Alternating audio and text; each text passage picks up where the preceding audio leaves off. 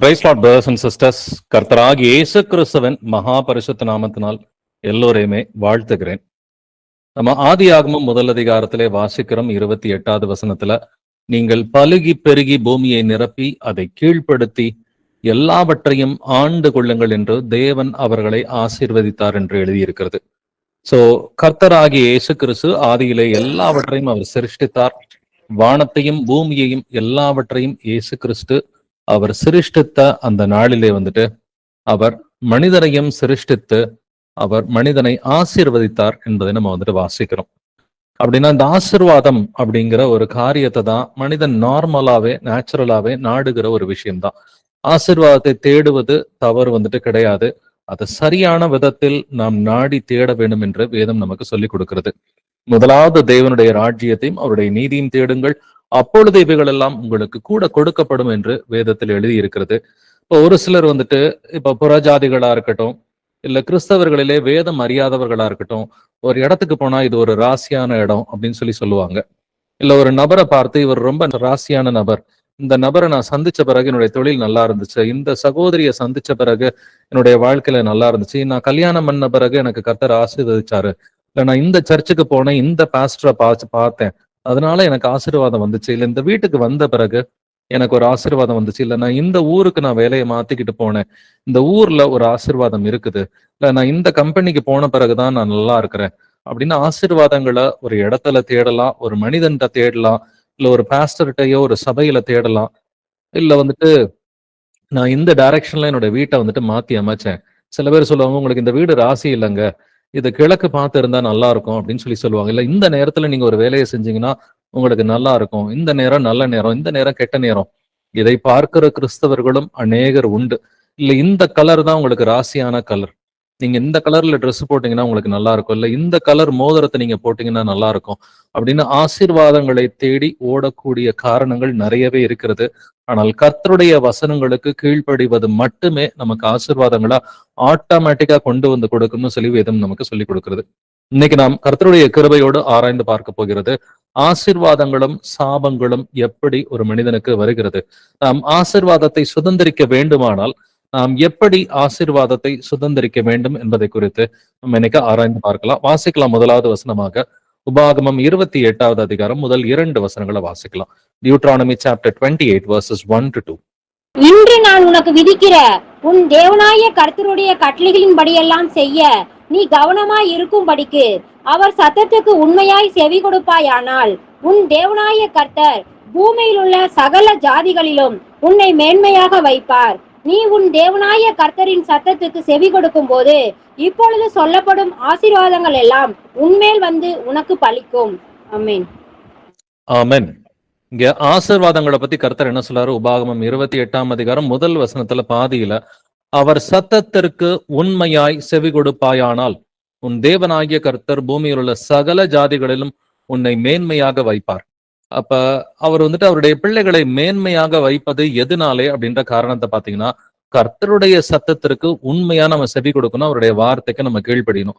அவருடைய வார்த்தைக்கு கீழ்ப்படிஞ்சாக்க நம்மை மேன்மையாக வைப்பார் என்று எழுதி இருக்கிறது. 2வது வசனத்துல, நீ உன் தேவனாகிய கர்த்தரின் சத்தத்துக்கு செவி கொடுக்கும் போது இப்பொழுது சொல்லப்படும் ஆசீர்வாதங்கள் எல்லாம் உன்மேல் வந்து உனக்கு பலிக்கும் என்று எழுதி இருக்குது. ஆசீர்வாதத்தை நீ கேளுன்னு கர்த்தர் சொல்றாரா? ஆசீர்வாதத்தை கேளுன்னு பைபிள்ல எங்கேயுமே வசனமே கிடையாது.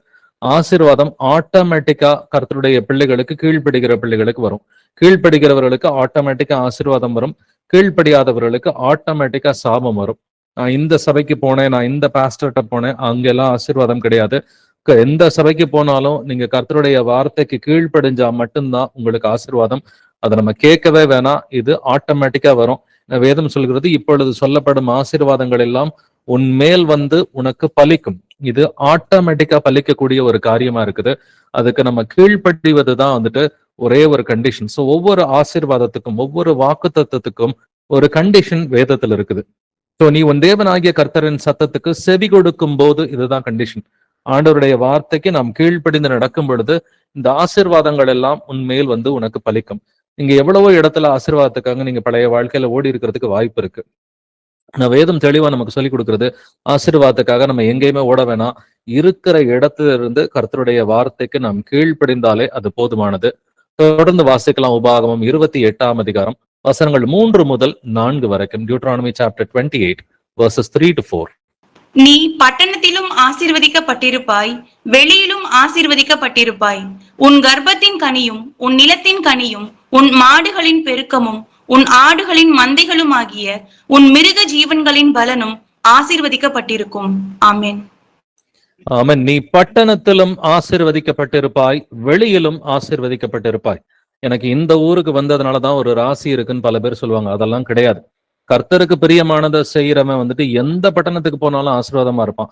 நீங்க ஆபிரகாம், ஈசாக்கு, யாக்கோபு இவங்க 3 பேரை பத்தி படிச்சு பாருங்க. ஆதியாகமத்துல வாசிக்கும் பொழுது உன்னை ஆசீர்வதிக்கிறவர்களை நான் ஆசீர்வதிப்பேன், உன்னை சபிக்கிறவர்களை நான் சபிக்கிறேன்னு சொல்லி கர்த்தர் சொல்றாரு. அவங்க எந்த பட்டணத்துல இருந்தாலும் அவர்கள் மூவரும் ஆசீர்வாதமா இருந்தார்கள். உலக ஆசீர்வாதத்தை அவங்களுக்கு கொடுத்தாரு. பைபிள்ல இருக்கிற எல்லா வாக்குத்தத்தங்களிலும் வந்துட்டு பெரிய வாக்குத்தத்தமா இருக்கிற நித்திய ஜீவனையும் அவர்கள் மூவரும் அடைந்தார்கள். அப்ப ஆபிரகாம், ஈசாக்கு, யாக்கோபு இவர்கள் எங்கு சென்றாலும் ஆசீர்வாதமா இருந்தார்கள். காரணம் என்னன்னா, எங்க போனாலும் கர்த்தருக்கு அவங்க நல்லா கீழ்ப்படிவாங்க. நீ பட்டணத்திலும் ஆசீர்வதிக்கப்பட்டிருப்பாய், வெளியிலும் ஆசீர்வதிக்கப்பட்டிருப்பாய். ஆசீர்வாதம் ஒரு இடத்துல எல்லாம் வந்துட்டு கிடையாது. கர்த்தரிடமிருந்து கீழ்ப்படுகிற பிள்ளைகளுக்கு அது வருகிறது. உன் கர்ப்பத்தின் கனியும் உன் நிலத்தின் கனியும் ஆசீர்வதிக்கப்பட்டிருக்கும். இந்த கர்ப்பத்தின் கனின்றத நல்லா நம்ம கவனிச்சு பார்க்கணும். கர்ப்பத்தை திறக்கிறவரும் கர்த்தர் தான், கர்ப்பத்தை வந்துட்டு அடைக்கிறவரும் கர்த்தர் என்று எழுதி இருக்கிறது. சோ நிறைய பேருக்கு பைபிள்ல வந்துட்டு பிள்ளை இல்லாது இருந்த பொழுது கர்த்தர் அவளுடைய கர்ப்பத்தை அடைத்திருந்தார் அப்படின்ற வசனம் எழுதி இருக்குது. அவங்களுக்கு வந்துட்டு பிள்ளை பிறக்கிறதுக்கு முன்னாடி கர்த்தர் அவளுடைய கர்ப்பத்தை திறந்தார் என்றும் வேதம் சொல்கிறது. சோ உன் கர்ப்பத்தின் கனியை கர்த்தர் தான் ஆசீர்வதிப்பார் என்று எழுதி இருக்கிறது. அப்படி இல்லைனாக்க பிள்ளை இல்லாம வந்துட்டு ஒரு நிலைமை இருக்குதுன்னு சொன்னாக்க கர்த்தர் வந்துட்டு இத சாபமா தான் வந்துட்டு கொடுத்திருக்கிறாரு அப்படின்றதுல எந்த ஒரு சந்தேகமும் இல்லை. ஆனால் அவர்கள் மனம் திரும்பும் பொழுது கர்த்தர் வந்துட்டு இமீடியட்டா அவங்கள பிளஸ் பண்ணுவார். கர்த்தர் வந்துட்டு இரக்கமுள்ளவர், அவர் கிருபை உள்ளவர், அவர் தீங்குக்கு மனஸ்தாபப்படுகிறவர், தன்னுடைய ஆசீர்வாதங்களை மனம் திரும்புகிறவர்களுக்கு உடனே கொடுக்கிற தேவனா இருக்கிறார். நீங்கள் மனம் திரும்பி குணப்படுங்கள் என்று வேதம் சொல்கிறது. அப்ப கர்த்தருடைய சிக்ஷையில ஒரு வகையான சிக்ஷை எதுன்னு சொன்னாக்க கர்ப்பத்தின் கனியை வந்துட்டு ஆசீர்வதிக்கிறதும் ஆசீர்வதிக்காம போறதும் அது கர்த்தருடைய இஷ்டமாக இருக்கிறது. யாருக்கு ஆசீர்வதிக்கிறாருன்னா கீழ்ப்படுகிறவர்களுக்கு ஆசீர்வதிக்கிறாரு. சில நேரம் வந்துட்டு நம்ம அவருக்கு சாபமான காரியங்களை வந்துட்டு அவருக்கு விரோதமான காரியங்களை நம்ம செய்யும் பொழுது ஒரு சாபமாக வருவதுதான் அந்த கர்ப்பத்தின் கனி ஆசீர்வதிக்கப்படாமல் இருக்கிற ஒரு காரியமா இருக்கிறது. உன் நிலத்தின் கனியம் என்று எழுதி இருக்கிறது. அப்ப இன்னைக்கு ஃபார்மர்ஸ் எல்லாம் வந்துட்டு அக்ரிகல்ச்சர் பண்றாங்க. அப்ப இந்த விவசாயத்துல வந்துட்டு ஒரு நல்ல ஒரு விளைச்சல் இல்லாம போகுது, ஒரு மழை வராம போகுது, மழை வந்தாலுமே எனக்கு ஒழுங்கா வந்துட்டு விளைச்சல் இல்லாம போகுதுன்னா அதுவும் வந்துட்டு ஒரு சாபமாகத்தான் இருக்கிறது. அதை குறித்து 15வது வசனங்களுக்கு மேல தெளிவாவே கர்த்தர் எழுதியிருக்கிறாரு. ஒரு ஊர்ல வந்துட்டு நல்ல விளைச்சல் இருக்குன்னா அது கர்த்தர் கொடுக்குற ஆசீர்வாதம். ஒரு ஊர்ல விளைச்சல் இல்லைன்னா அது கர்த்தர் கொடுக்குற சாபமா இருக்கிறது. தொடர்ந்து இந்த ஆசீர்வாதங்கள் சாபங்களை குறித்து நம்ம ஆராய்ந்து பார்க்கலாம். உபாகமம் 28வது அதிகாரம் வசனங்கள் 5 முதல் 6 வரை வாசிக்கலாம். Deuteronomy chapter 28 verses 5 to 6. உன் கூடையும் மாப்பிசைகிற உன் தொட்டியும் ஆசீர்வதிக்கப்பட்டிருக்கும். நீ வருகையிலும் ஆசீர்வதிக்கப்பட்டிருப்பாய், நீ போகையிலும் ஆசீர்வதிக்கப்பட்டிருப்பாய். ஆமென். ஆமென். உன் கூடையும் மா பிசைகிற உன் தொட்டியும் ஆசீர்வதிக்கப்பட்டிருக்கும்.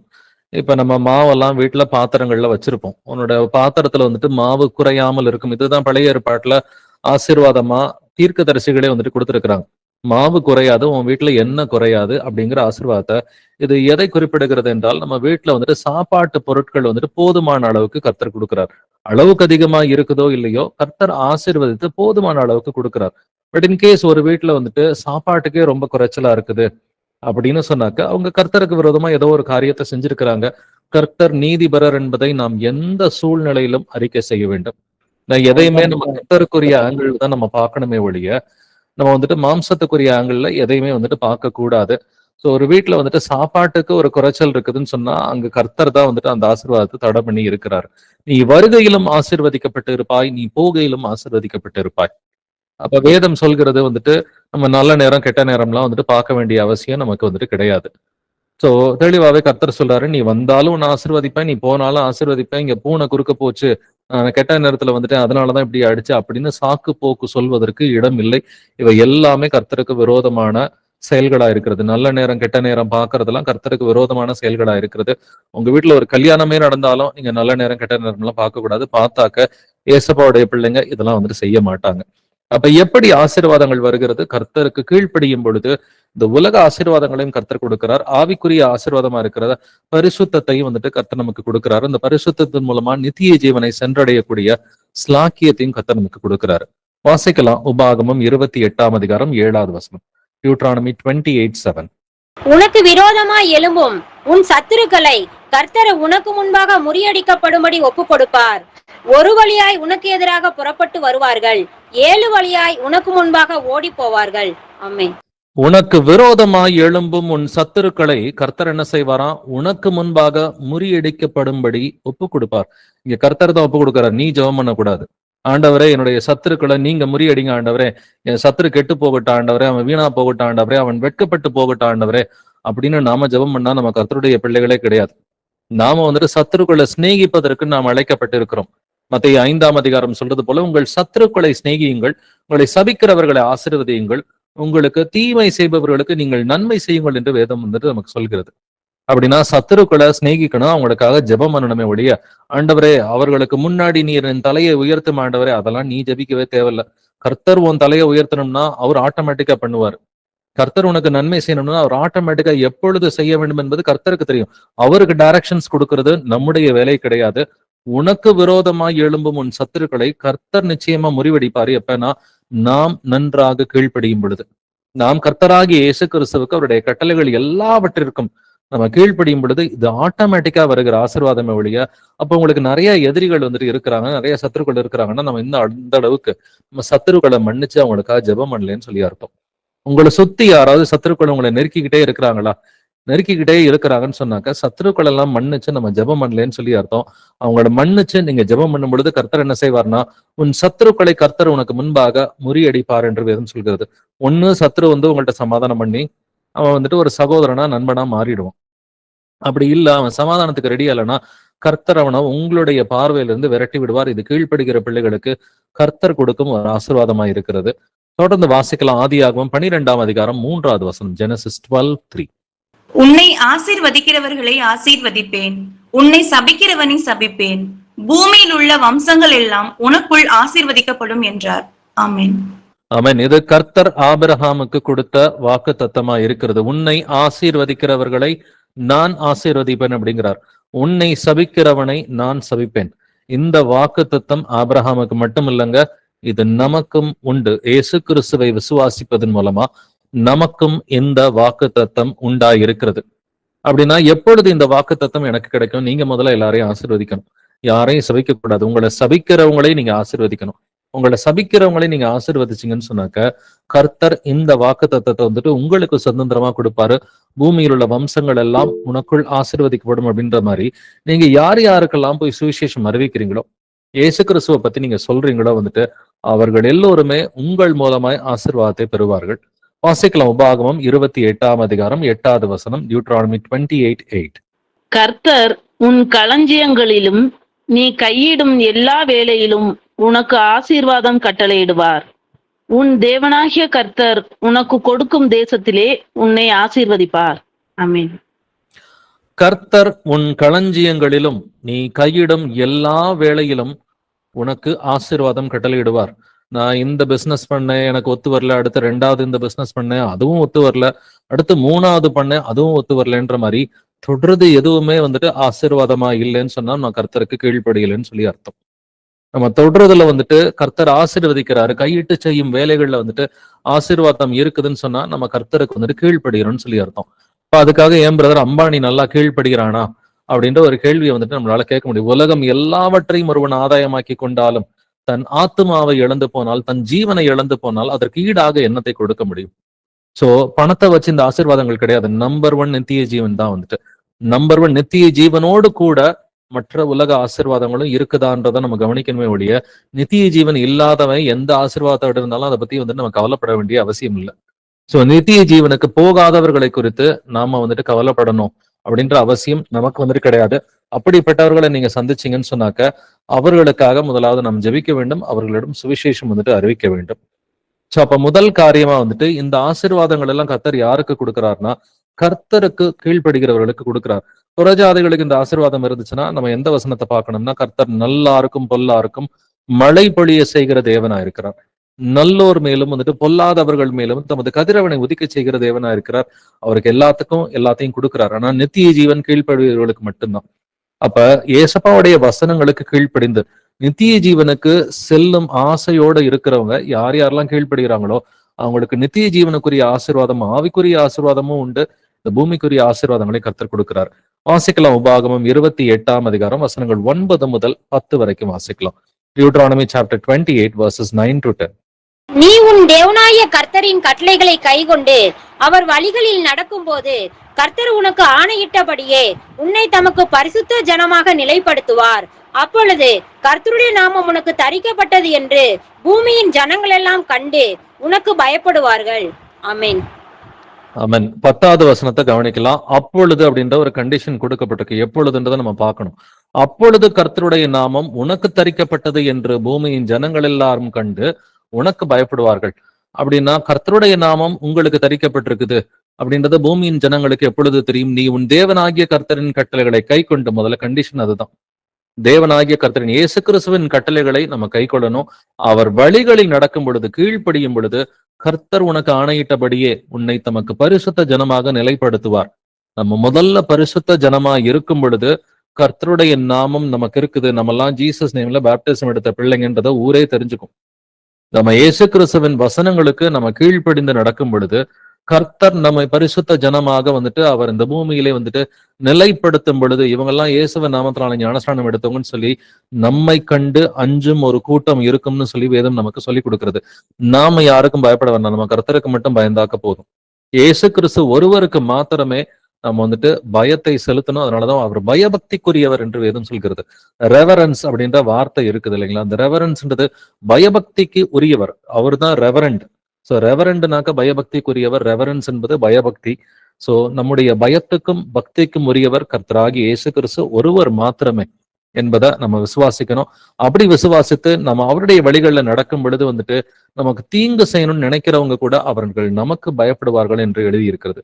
தொடர்ந்து வாசிக்கலாம். உபாகமம் 28ஆம் அதிகாரம் 12வது வசனம். Deuteronomy 28:12.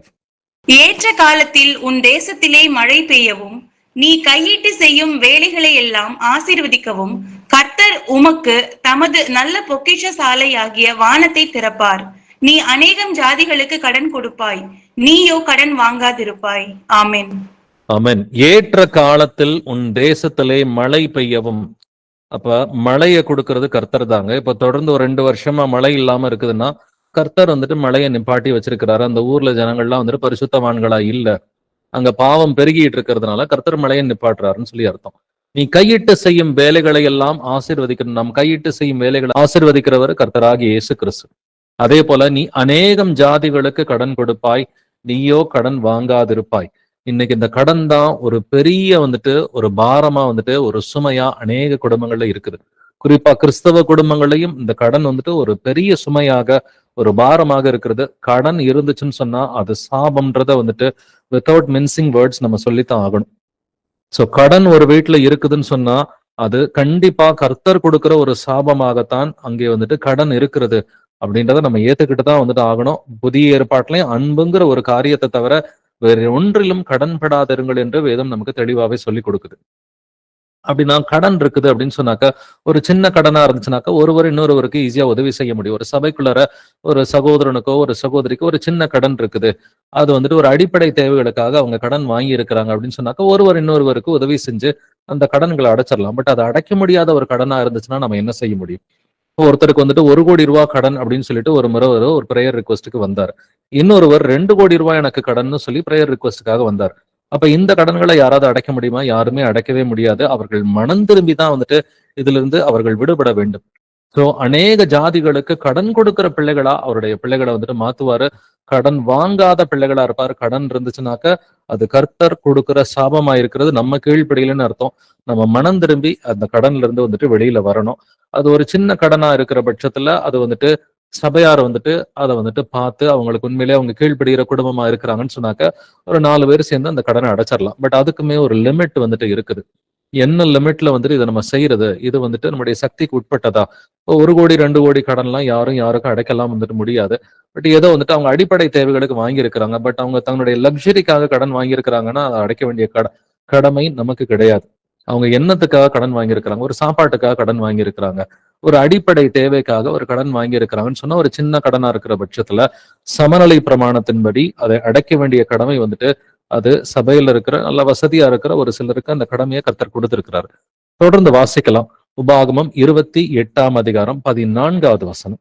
இன்று நான் உனக்கு விதிக்கிற உன் தேவனாகிய கர்த்தரின் கட்டளைகளை கைக்கொள்ளவும் அவைகளின்படி நடக்கவும் அவைகளுக்கு செவி கொடுத்து வந்தால் கர்த்தர் உன்னை வாளாக்காமல் தலையாக்குவார், நீ கீழாகாமல் மேலாவாய். ஆமென். இந்த ஒரு வாக்கு தத்தத்தை கட்டிட சபைகள் எல்லா இடத்துலயும் நீங்க கேட்டிருப்பீங்க. பட் கண்டிஷனோட இந்த வாக்கு தத்தத்தை நம்ம புரிஞ்சுக்கலாம். இன்று நான் உனக்கு விதிக்கிற உன் தேவனாகிய கர்த்தரின் கட்டளைகளை கை கொள்ளவும் அவைகளின்படி நடக்கவும் அவைகளுக்கு செவி கொடுத்து வந்தான். நம்ம கீழ்ப்படிஞ்சா மட்டும்தான் கர்த்தர் வந்துட்டு உன்னை வாளாக்காமல் தலையாக்குவார், நீ கீழாகாமல் மேலாவாய். ஆனா தெளிவா கர்த்தர் சொல்றாரு, கீழே இருக்கிற வசனங்கள்ல நீ கீழ்ப்படியலைனாக்கா அந்நியன் உனக்கு தலையாய் இருப்பான் என்கிற வசனத்தையும் கர்த்தர் கீழே எழுதியிருக்கிறார். சோ கீழ்ப்படுகிறவர்களுக்கு தான் கர்த்தர் இந்த ஆசீர்வாதத்தை கொடுக்கிறார். பட் இந்த ஆசீர்வாதம் எல்லாம் யாருக்கு வரும் அப்படின்றத நம்ம தெரிஞ்சுக்கலாம். வாசிக்கலாம். மத்தேயு 5ஆம் அதிகாரம் 44வது வசனம். Matthew 5:44. நான் உங்களுக்கு சொல்லுகிறேன், உங்கள் சத்துருக்களை சிநேகியுங்கள், உங்களை சபிக்கிறவர்களை ஆசீர்வதியுங்கள், உங்களை பகைக்கிறவர்களுக்கு நன்மை செய்யுங்கள், உங்களை நிந்திக்கிறவர்களுக்காகவும் உங்களை துன்பப்படுத்துகிறவர்களுக்காகவும் ஜெபம் பண்ணுங்கள். ஆமென். ஆமென். மேலே வாசித்த அந்த 14 வசனங்கள் உபாகமம் 28வது அதிகாரத்துல முதல் வசனத்திலிருந்து 14வது வசனம் வரைக்கும் யாருக்கு கர்த்தர் வந்துட்டு இந்த ஆசீர்வாதங்களை கொடுக்கிறார்னா, இயேசு கிறிஸ்துவின் மேல உள்ள ஒரு அன்போடு, உண்மையான அன்போடு, எனக்காக இயேசு கிறிஸ்து சிலுவையிலே மரித்தார், எனது பாவங்களுக்காக தமது இரத்தத்தை சிந்தினார்னு சொல்லி நாம் அவரை அன்பு செய்து அதன் மூலமாக நம்முடைய சத்துருக்களை நாம் சிநேகிக்கும் பொழுது, நம்மை சபிக்கிறவர்களை ஆசீர்வதிக்கும் பொழுது, நம்மை பகைக்கிறவர்களுக்கு நன்மை செய்யும் பொழுது, நம்மை நிந்திக்கிறவர்களுக்காக நம்ம வந்துட்டு ஜெபம் பண்ணும் பொழுது, இந்த ஆசீர்வாதங்கள் எல்லாம் அவங்களுக்கு ஆட்டோமேட்டிக்காவே கர்த்தர் கொடுக்கிறார். உண்மையிலேயே பெரிய அன்பு நம்முடைய சத்துருக்களை வந்துட்டு சிநேகிப்பதுதான் வந்துட்டு பெரிய அன்பா இருக்குது. சோ அதைத்தான் கர்த்தர் நமக்கு சொல்லி கொடுத்திருக்கிறார். அப்படின்னா நீ நல்லாவே இருக்க மாட்ட, நான் ஏசப்பா பிள்ளை, நீ என்ன ஏத்துக்கிட்டானே நீ உருப்படாம போயிருவ, இப்படி எல்லாம் பேசுறதுக்கு நமக்கு அதிகாரம் இல்லை. அநேக கள்ள சபைகள்ல இதான் சொல்லி கொடுக்குறாங்க. ஆண்டவருடைய சத்துருக்கள் முன்னாடி என்னை நீங்க தலை நிமிர பண்ணுங்க ஆண்டவரே, என்னுடைய சத்துருக்கள் வந்துட்டு அவன் ஓடி ஒளிகிறதுக்கு நீங்க கிருபையை கொடுங்க ஆண்டவரே, என் சத்துரு கெட்டு போன ஆண்டவரே, இப்படி எல்லாம் ஜெபிச்சிங்கன்னு சொன்னாக்க நாம தான் சத்துருக்கு முன்னாடி ஓடிடுவோம்.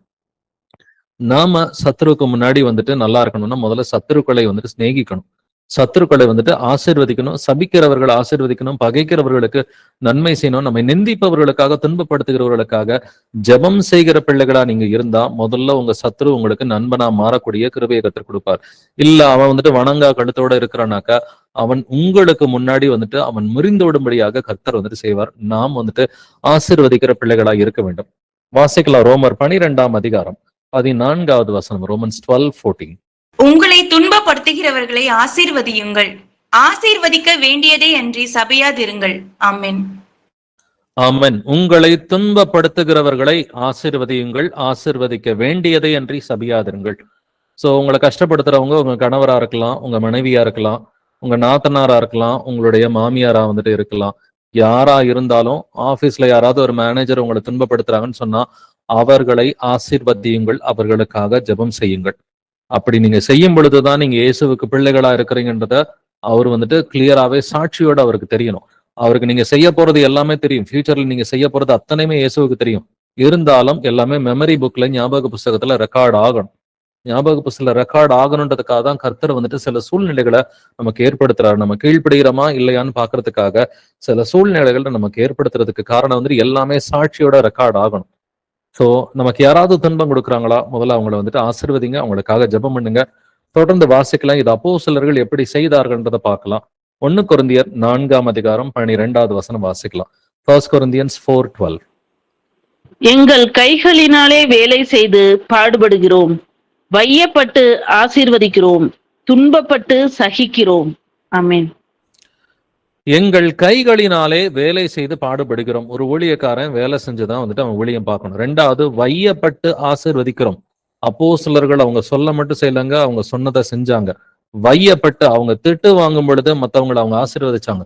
துன்பப்பட்டு சகிக்கிறோம். துன்பப்பட்டீங்கன்னா முதல்ல சகிச்சுக்குங்க.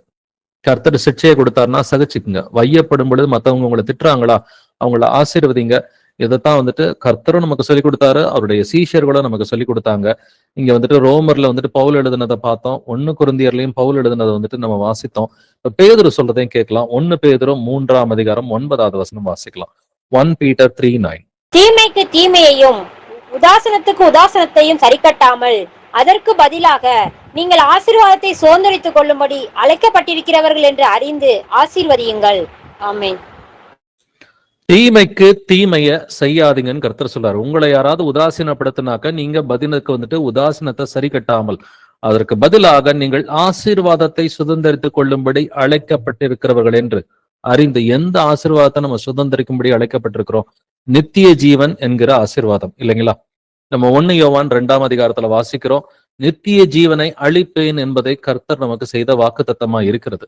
அப்ப நித்திய ஜீவன் தான் பெரிய ஆசீர்வாதம். அந்த ஆசீர்வாதத்திற்கு நாம் அழைக்கப்பட்டவர்கள் என்று அறிந்து ஆசீர்வதியுங்கள். உங்களுக்கு தீமை செய்யறவங்கள ஆசீர்வதிங்க, உதாசீனப்படுத்துறவங்களை வந்துட்டு ஆசீர்வதிங்க, சரிக்கு சரி கட்டாம அவர்களை ஆசீர்வதிங்க. அதனாலதான் இப்படிப்பட்டவர்களை பார்த்துதான் கர்த்தர் ஆசீர்வதிக்கப்பட்டவர்களே அப்படின்னு சொல்றாரு. வாசிக்கலாம் மத்தேயு 25ஆம் அதிகாரம் 34வது வசனம். Matthew 25:34. அப்பொழுது ராஜா தமது வலது பக்கத்தில் நிற்பவர்களை பார்த்து, வாருங்கள், என் பிதாவினால் ஆசீர்வதிக்கப்பட்டவர்களே, உலகம் உண்டானது முதல் உங்களுக்காக ஆயத்தம் பண்ணப்பட்டிருக்கிற ராஜ்யத்தை சுதந்திரித்துக் கொள்ளுங்கள். ஆமென். நியாய தீர்ப்பு நாள்ல இயேசு கிறிஸ்து வந்துட்டு அவர் எப்படி கூப்பிடுறாருன்னு பாருங்க. வலது பக்கம் கொஞ்சம் பேரையும் இடது பக்கம் கொஞ்சம் பேரையும் நிப்பாட்டிட்டு வலது பக்கம் இருக்கிறவங்களை பார்த்து, ராஜா தமது வலது பக்கத்தில் நிற்பவர்களை பார்த்து என்னன்னு சொல்றாரு? வாருங்கள், என் பிதாவினால் ஆசீர்வதிக்கப்பட்டவர்களே. அவங்கள பார்த்தா ஆசீர்வதிக்கப்பட்டவர்களேன்னு சொல்றாரு. இடது பக்கம் இருக்கிறவர்களை பார்த்து சபிக்கப்பட்டவர்களே அப்படின்ற வார்த்தையை சொல்றாரு. அப்ப நம்ம உபாகமம் 28ல ஆசீர்வாதங்கள் சாபங்கள் ரெண்டையுமே பாக்குறோம். அப்ப ஆசீர்வதிக்கப்பட்டவர்களின் ஒரு கூட்டத்தை இயேசு சொல்றாரு, சபிக்கப்பட்டவர்களை என்று இன்னொரு கூட்டத்தை பார்த்து சொல்றாரு. இவங்கெல்லாம் யாரு ஆசீர்வதிக்கப்பட்டவர்கள்? நான் பசியாயிருந்தேன், எனக்கு போஜனம் கொடுத்தாயா? தாகமாயிருந்தேன், எனக்கு நீ குடிக்கிறதுக்கு தண்ணீர் கொடுத்தாயா? ஆடையின்றி இருந்தேன், எனக்கு நீ ஆடை கொடுத்தாயா? அந்நியனா இருந்தேன், என்னை சேர்த்து கொண்டாயா? காவலில் இருந்தேன், என்னை நீ விசாரிக்க வந்தாயா? நான் வியாதியா இருந்தேன், என்னை பார்க்க வந்தாயான்னு சொல்லி கர்த்தர் கேட்கிறார். அப்படின்னாக்க இந்த காரியங்களை செய்யறவங்கள ஆசீர்வதிக்கப்பட்டவர்கள்னு கர்த்தர் சொல்றார். இதெல்லாம் செய்யாதவர்களை பார்த்து சபிக்கப்பட்டவர்கள்னு சொல்லி கர்த்தர் சொல்றார். அப்ப முதல்ல நம்முடைய சத்துருக்களை சிநேகித்து சபிக்கிறவர்களை ஆசீர்வதித்து பகைக்கிறவர்களுக்கும் தீமை செய்பவர்களுக்கும் நீங்க ஜெபம் செஞ்சு ஏழைகளை விசாரித்து கர்த்தரை அன்பு செஞ்சாக்க உங்களை பார்த்து ஆசீர்வதிக்கப்பட்டவர்களை என்று இயேசு கிறிஸ்து நியாய தீர்ப்பு நாளிலே சொல்லுவார். இதைத்தான் நமக்கு வந்துட்டு வசனத்திலையும் பாக்கியவான்கள் என்று எழுதி இருக்கிறது. வாசிக்கலாம். சங்கீதம் 1 அதிகாரம் வசனங்கள் 1 முதல் 3 வரைக்கும். Psalm chapter 1 verses 1 to 3. துன்மார்க்கருடைய ஆலோசனையில் நடவாமலும் பாவிகளுடைய வழியில் நில்லாமலும் பரியாசக்காரர் உட்காரும் இடத்தில் உட்காராமலும் கர்த்தருடைய வேதத்தில் பிரியமாயிருந்து இரவும் பகலும் அவருடைய வேதத்தில் தியானமாயிருக்கிற மனுஷன் பாக்கியவான். அவன் நீர்க்கால்களின் ஓரமாய் நடப்பட்டு தன் காலத்தில் தன் கனியை தந்து இலையுதிராதிருக்கிற மரத்தை போல் இருப்பான். அவன் செய்வதெல்லாம் வாய்க்கும். ஆமென். அவன் செய்வதெல்லாம் வாய்க்கும்னு சொல்லி எழுதியிருக்கு இல்லைங்களா? யாருங்க வந்துட்டு பாக்கியவான்? துன்மார்க்கருடைய ஆலோசனையில் நடவாமலும் பாவிகளுடைய வழியில் நில்லாமலும் பரியாசக்காரர் உட்காரும் இடத்தில் உட்காராமலும் கர்த்தருடைய வேதத்தில் பிரியமாயிருந்து இரவும் பகலும் அவருடைய வேதத்தில் தியானமாயிருக்கிற மனுஷன் பாக்கியவான். நம்மளை நாமளே கொஞ்சம் யோசிச்சு பார்ப்போமே.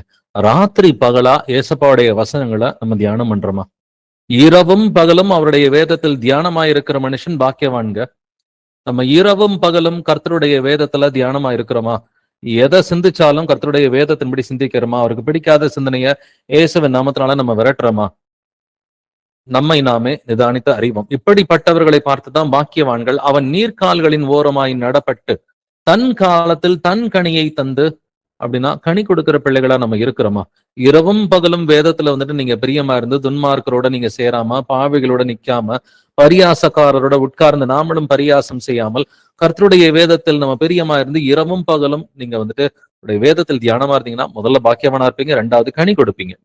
கனி கொடுத்தாதான் ராஜ்யத்தில் கர்த்தர் வந்துட்டு இடம் இருக்குதுன்னு அவர் சொல்லியிருக்கிறார். அவன் செய்வது எல்லாம் வாய்க்கும் என்று வேதம் நமக்கு சொல்லி கொடுக்கிறது. நீங்க கையிட்டு ஒரு காரியத்தை செஞ்சீங்கன்னா அதை கர்த்தர் ஆசீர்வதிப்பாருங்க. அது கர்த்தருடைய வேலை. ஆசீர்வதிக்கிறது கர்த்தருடைய வேலை. நீங்க கையிட்டு வந்துட்டு கர்த்தர்ட்ட கேட்டு அவருடைய சித்தத்தை அறிந்து ஒரு முயற்சி பண்ணணும், அவ்வளவுதான். முயற்சி பண்ணீங்கன்னா அந்த முயற்சியை ஆசீர்வதிக்கிறது கர்த்தருடைய வேலை. சோ இவ்வளவு நேரம் நம்ம டீட்டெயில்டா பேசினதை நம்ம ஒரு வசனத்துல சுருக்கமா பாத்திரலாம். மத்தேயு 6ஆம் அதிகாரம் 33வது வசனத்துல, முதலாவது தேவனுடைய ராஜ்யத்தையும் அவருடைய நீதியும் தேடுங்கள், அப்பொழுது இவைகளெல்லாம் உங்களுக்கு கூட கொடுக்கப்படும். இந்த 6ஆம் அதிகாரம் 33வது வசனத்துல முன்னாடி இருக்கிற ஒரு சில வசனங்களை வாசிக்கும் பொழுது, அங்க கர்த்தர் இந்த பூமிக்கு தேவையான சாப்பாடு, துணிமணி போட்டுக்கிறது, இந்த மாதிரி காரியங்களை தான் அவர் பேசுறார். இந்த உலக ஆசீர்வாதங்கள் எல்லாம் தேவனை தேடும் பொழுது, தேவனுடைய ராஜ்யத்தையும் அவருடைய நீதியும் நாம் தேடும் பொழுது, மீதி எல்லாமே ஆட்டோமேட்டிக்கா கொடுக்கிறேன் இருக்கிறார். சோ முதல்ல நாம் தெரிந்து கொள்ள வேண்டியது, ஆசீர்வாதங்களும் சாபங்களும் ஆட்டோமேட்டிக்ன்றதை நம்ம தெரிஞ்சுக்கணும். ஆண்டவரே இந்த வாக்குத்தத்த அட்டை கொடுத்தாங்க, இந்த ஜனவரி 1ஆம் தேதி வாக்குத்தத்த அட்டை, இல்ல வந்துட்டு தமிழ் புது வருஷத்துக்கு ஒரு வாக்குத்தத்த அட்டை, இல்ல பிப்ரவரி 1, மார்ச் 1, மாசம் 1, இப்ப இன்னைக்கு வாரம் 1, டெய்லி 1ன்ற லெவல்ல ஆயிடுச்சு. எல்லா வாக்குத்தத்தங்களும் இயேசு கிறிஸ்துவுக்குள் ஆம் என்றும் ஆமென் என்றும் இருக்கிறது என்று நமக்கு 2 கொரிந்தியர் 1:20 வாசிக்கிறோம். பைபிள்ல இருக்கிற அத்தனை வாக்குத்தத்தங்களும் அவருக்கு கீழ்ப்படுகிற பிள்ளைகளுக்கு இயேசு கிறிஸ்துவின் மூலமாய் ஆம் என்றும் ஆமென் என்றும் இருக்கிறது. நமக்கு எல்லா வாக்குத்தத்தத்தையும் வந்துட்டு கர்த்தர் கொடுத்திருக்கிறார். அவர்கள் யார்? ஒரே ஒரு வாக்குத்தத்தத்தை எடுத்து நம்ம கொடுக்கிறது. 2025க்கு ஒரு வாக்குத்தத்தம், 2024க்கு ஒரு வாக்குத்தத்தம்.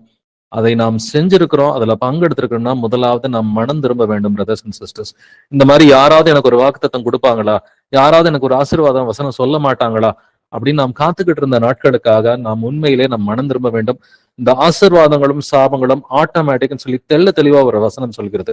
வாசிக்கலாம். உபாகமம் 11ஆம் அதிகாரம் வசனங்கள் 26 முதல் 28 வரைக்கும். Deuteronomy chapter 11 verses 26 to 28. இதோ இன்று நான் உங்களுக்கு முன்பாக ஆசீர்வாதத்தையும் சாபத்தையும் வைக்கிறேன். இன்று நான் உங்களுக்கு கற்பிக்கிற உங்கள் தேவனாய கர்த்தரின் கற்பனைகளுக்கு கீழ்ப்படிந்தீர்களானால் ஆசீர்வாதமும், எங்கள் தேவனாய கர்த்தரின் கற்பனைகளுக்கு கீழ்ப்படியாமல் இன்று நான் உங்களுக்கு விதிக்கிற வழியை விட்டு விலகி நீங்கள் அறியாத வேறே தேவர்களை பின்பற்றுவீர்களானால் சாபமும் வரும். ஆமென். ஆமென். ஆட்டோமேட்டிக்கா ஆசீர்வாதமும் வரும், ஆட்டோமேட்டிக்கா சாபமும் வரும்னு சொல்லி சொல்றாரு. யாருக்கு வரும்?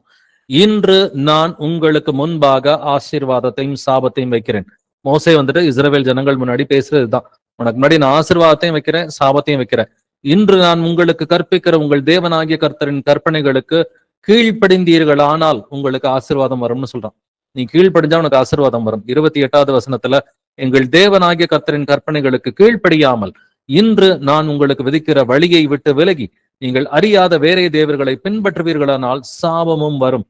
சோ ரொம்ப தெளிவா இந்த வசனம் ரொம்ப டைரக்டா இருக்குது. கீழ்ப்படிஞ்சா ஆசீர்வாதம் வரும், கீழ்ப்படியலைன்னா சாபம் வரும். அப்படின்னா இந்த ஆசீர்வாதங்கள் வந்துட்டு இந்த வீட்டுக்கு வந்ததுல இருந்து எனக்கு என்னன்னே தெரியல, எல்லாமே தரித்திரமா இருக்குது. வீட்டுல எல்லாம் தரித்திரம் இல்லைங்க, அந்த வீட்டுக்கு வந்ததுக்கு அப்புறம் கீழ்ப்படியாம நடந்திருப்பீங்க, அதனால தரித்திரமா இருக்கும். இல்ல இந்த மனுஷனை சந்திச்ச பிறகு எனக்கு எல்லாமே ஆசீர்வாதமா இருக்கு, அந்த மனுஷனை சந்திச்ச பிறகுலாம் கிடையாது, அந்த மனுஷியை சந்திச்ச பிறகுலாம் கிடையாது. கர்த்தர் தான் ஆசீர்வாதத்தை கொடுக்கிறார். கீழ்ப்படுகிறவர்களுக்கு ஆசீர்வாதம் ஆட்டோமேட்டிக்கா வரும், கீழ்ப்படியாதவர்களுக்கு சாபம் வரும். இதுக்காக வந்துட்டு இந்த ஆசீர்வாதத்தை தேடி ஒரு பாஸ்டர்ட்ட ஓட வேணாம், இல்ல ஒரு சபைக்கு வந்துட்டு ஓட வேணாம். இல்ல இந்த வீட்டுல ஆசீர்வாதம் இருக்கு, இல்ல இந்த ஊர்ல ஆசீர்வாதம் இருக்கு, நான் இந்த இடத்துக்கு வேலைக்கு போனேன்னா எனக்கு ஆசீர்வாதமா இருக்கும், இல்ல இந்த டைரக்ஷன்ல நான் வீடு கட்டினேன்னா கிழக்கு பார்த்த வீடா இருந்தா எனக்கு ஆசீர்வாதமா இருக்கும், இத்தனை மணிக்கு நான் புறப்பட்டு போனா என்னோட வேலை வந்துட்டு ஆசீர்வாதமா இருக்கும், இந்த கலர்ல நான் ட்ரெஸ் போட்டா ஆசீர்வாதம், இந்த கலர்ல நான் மோதிரம் போட்டா ஆசீர்வாதம். அந்த நாட்களுக்காக அப்படி எது நம்ம நினைச்சிருந்தோம்னா நாம் மனம் திரும்ப வேண்டும். இயேசு கிறிஸ்துவின் வசனங்களுக்கு கீழ்ப்படிந்தா நீங்க ஆசீர்வாதத்தை தேட வேணாங்க, ஆசீர்வாதம் உங்களை தேடி வரும். அதுபோல கீழ்ப்படிகளைனாக்கா சாபம் ஆட்டோமேட்டிக்கா வரும். சாபத்தை யாராவது கேட்டா வாங்குறாங்க? யாருமே சாபத்தை கேட்டு வாங்குறது இல்ல. ஆனா நிறைய பேருக்கு சாபம் இருக்கிறத பாக்குறோம், ஈவன் கிறிஸ்தவர்களுக்கு சாபம் இருக்கிறத பாக்குறோம். பட் எதனால இந்த சாபம் வருகிறது? கீழ்ப்படியாத காரணத்தினால சாபம் ஆட்டோமேட்டிக்கா வருது. இப்ப சாபம் மட்டும் ஆட்டோமேட்டிக்கா வருது, ஆசீர்வாதத்தை நாம் தேட வேண்டுமா? நாம் தேட வேண்டிய அவசியம் இல்ல. கர்த்தருடைய வசனங்களுக்கு கீழ்ப்படிந்தால் ஆட்டோமேட்டிக்கா ஆசீர்வாதங்கள் வரும். இப்ப சாபங்களை குறிச்சும் ஒரு சில வசனங்களை நம்ம ஆராய்ந்து பார்க்கலாம். உபாகமம் 28வது அதிகாரம் 15வது வசனத்தை வாசிக்கலாம். டியூட்ரானமி 28:15. இன்று நான் உனக்கு விதிக்கிற உன் தேவனாகிய கர்த்தருடைய எல்லா கற்பனைகளின் படியும் கட்டளைகளின் படியும் நடக்க கவனமாய் இருக்கிறதற்கு அவர் சத்தத்திற்கு செவி கொடாதே போவாயாகில் இப்பொழுது சொல்லப்படும் சாபங்கள் எல்லாம் உன்மேல் வந்து உனக்கு பலிக்கும். ஆமென். ஆமென். இன்று நான் உனக்கு விதிக்கிற வந்துட்டு கற்பனைகளின்படியும் கட்டளைகளின்படியும் நடக்க கவனமாய் இருக்கிறதற்கு அவர் சத்தத்திற்கு செவி கொடாதே போவாயாகில். சிம்பிளா சொல்ல போனா, நீ கீழ்ப்படியலன்னா என்ன நடக்கும்னா, இப்பொழுது சொல்லப்படும் சாபங்கள் எல்லாம் உன்மேல் வந்து உனக்கு பலிக்கும். முதல் வசனத்துல பார்த்தோம், நீ கட்டளைக்கு கீழ்ப்படிஞ்சா இப்பொழுது சொல்லப்படும் ஆசீர்வாதங்கள் எல்லாம் உன்மேல் வந்து உனக்கு பலிக்கும்னு சொல்லி கர்த்தர் சொல்றார். அப்ப அதே மாதிரிதான் சாபங்களும் கீழ்ப்படியாதவர்களுக்கு உண்மையில் உனக்கு பலிக்கும்னு கர்த்தர் சொல்றார். கீழ்ப்படுகிறவர்களுக்கு ஆசீர்வாதம் ஆட்டோமேட்டிக் மாதிரி, கீழ்ப்படியாதவர்களுக்கு சாபமும் ஆட்டோமேட்டிக்கா தான் வரும். தொடர்ந்து வாசிக்கலாம். உபாகமம் 28வது அதிகாரம் வசனங்கள் 16 முதல் 17 வரை. Deuteronomy chapter 28 verses 16 to 17. நீ பட்டணத்திலும் சபிக்கப்பட்டிருப்பாய், வெளியிலும் சபிக்கப்பட்டிருப்பாய். உன் கூடையும் மாப்பிசைகிற உன் தொட்டியும் சபிக்கப்பட்டிருக்கும். ஆமென். நம்ம இதே வசனத்தை ரிவர்ஸ்ல படிச்சோம் ஏற்கனவே. நீ பட்டணத்திலும் ஆசீர்வதிக்கப்பட்டிருப்பாய், வெளியிலும் ஆசீர்வதிக்கப்பட்டிருப்பாய்ன்னு சொல்லி. ஆனா இங்க சாபத்துல கர்த்தர் சொல்றாரு, நீ பட்டணத்திலும் சபிக்கப்பட்டிருப்பாய், வெளியிலும் சபிக்கப்பட்டிருப்பாய், உன் கூடையும் மா பிசைகிற உன் தொட்டியும் சபிக்கப்பட்டிருக்கும். ஒரு சிலர் சொல்றாங்க, இந்த ஊருக்கு வந்தேன், எனக்கு ஒண்ணுமே ஆசீர்வாதமே இல்லை, நான் வேற ஊருக்கு போக போறேன். அது இந்த ஊருக்கு வந்ததுனால கிடையாது, கர்த்தர் சாபத்தை கொடுத்திருக்கிறாருன்னு சொல்லி அர்த்தம். அப்ப சாபம் ஆட்டோமேட்டிக்கா எந்த ஊருக்கு போனாலும் தொடர்ந்து வரும். இந்த பிரேக் பண்றதுக்கு ஒரே ஒரு வழிதான், கர்த்தரிடம் நாம் மனம் திரும்ப வேண்டும். நமக்கு 1 யோவான் 1:9 சொல்றது போல நம்முடைய பாவங்களை நாம் அறிக்கையிட்டால் நம்முடைய பாவங்கள் எல்லாவற்றையும் மன்னித்து நம்மை சுத்திகரிப்பதற்கு இயேசு கிறிஸ்து உண்மையும் நீதியும் உள்ளவராய் இருக்கிறார். தன் பாவங்களை மறைக்கிறவன் வாழ்வடைய மாட்டான், அவைகளை அறிக்கை செய்து விட்டு விடுகிறவனோ இரக்கம் பெறுவான் என்று வேதம் சொல்லி கொடுக்கிறது. அப்படின்னா அந்த சாபத்தை பிரேக் பண்றதுக்கு ஒரே ஒரு வழிதான், பாவங்களை அறிக்கை பண்ணி இந்த பாவங்களை விட்டுறணும், மன்னிக்க வேண்டியவங்களை மன்னிக்கணும், ஏசப்பாவை இறுக பிடிச்சுக்கணும், அவருடைய வசனங்களை வாசிக்கணும், அதன்படி நாம் நடக்க வேண்டும், அதன்படி நாம் ஆவியிலே ஜெபிக்க வேண்டும். சோ இதுதான் ஏசப்பா நம்ம கிட்ட விரும்புறது. பாவங்களை அறிக்கை செய்து அதுல நம்ம மனம் திரும்பணும், மன்னிக்க வேண்டியவங்களை மன்னிக்கணும், வேதத்தில் பிரியமா இருந்து இரவும் பகலும் அதை தியானிக்கிற மனுஷன் பாக்கியவான்னு சொல்லி பாக்கியவானா மாறக்கூடிய கிருபையை கொடுக்கிறாரு. வாசிக்கலாம். உபாகமம் 28வது அதிகாரம் வசனங்கள் 18 முதல் 19 வரைக்கும். Deuteronomy chapter 28 verses 18 to 19. உன் கர்ப்பத்தின் கனியும் உன் நிலத்தின் கனியும் உன் மாடுகளின் பெருக்கமும் உன் ஆடுகளின் மந்தைகளும் சபிக்கப்பட்டிருக்கும். நீ வருகையிலும் சபிக்கப்பட்டிருப்பாய், நீ போகையிலும் சபிக்கப்பட்டிருப்பாய். ஆமென். உன் கர்ப்பத்தின் கனியும் உன் நிலத்தின் கனியும் சபிக்கப்பட்டிருக்கும்னு கர்த்தர் சொல்றார். அப்ப கர்ப்பத்தின் கனி, அப்ப ஒரு வீட்டுல பிள்ளை இல்லாம இருக்கிறாங்கன்னு சொன்னாக்கா அது கர்த்தர் கொடுக்குற சாபமா இருக்குது. ஆனா கர்த்தர் நல்லவர். அவங்க மனம் திரும்பினாங்கன்னா, அந்த கணவனும் மனைவியும் மனம் திரும்பினாங்கன்னாக்க இம்மீடியட்டா ஒரு வருஷத்துல கர்த்தர் இந்த கர்ப்பத்தின் கனியை ஆசீர்வதிப்பார். அழகா எப்படி ஆபிரகாமுக்கு கர்த்தர் சொன்னாரோ, உற்பவ காலத்திலே உன்னுடைய மனைவி அவள் பிரசவிப்பாள் அப்படின்னு சொல்லி கர்த்தர் சாராளுக்கு ஒரு வாக்குத்தத்தத்தை கொடுக்கிறாரு. ஆபிரகாமும் கூட இருக்கும் பொழுது அந்த வாக்குத்தத்தை கொடுக்கிறாரு. கொடுத்த அடுத்த ஒரு வருஷத்துல ஈசாக்கு பிறந்தார். அப்ப 199 வயசு வரைக்கும் குழந்தை இல்லாம இருந்த ஆபிரகாமுக்கு கர்த்தர் அடுத்த ஒரு வருஷத்துல குழந்தையை கொடுத்தார். அப்படின்னா கர்த்தரோடு கூட அவன் அப்பதான் உடன்படிக்கை போடுறான். 99 வயசுலதான் கர்த்தரோடு கூட உடன்படிக்கை போடுறான். இப்ப நீங்களும் கர்த்தரோடு கூட ஒரு உடன்படிக்கை போட்டீங்கன்னு சொன்னாக்க, யார் யாருக்கெல்லாம் அந்த கர்ப்பத்தின் கனிக்குரிய ஆசீர்வாதம் இல்லாமல் இருக்கிறார்களோ அவர்களுக்கு கர்த்தர் இந்த ஆசீர்வாதத்தை 100% கொடுப்பார்.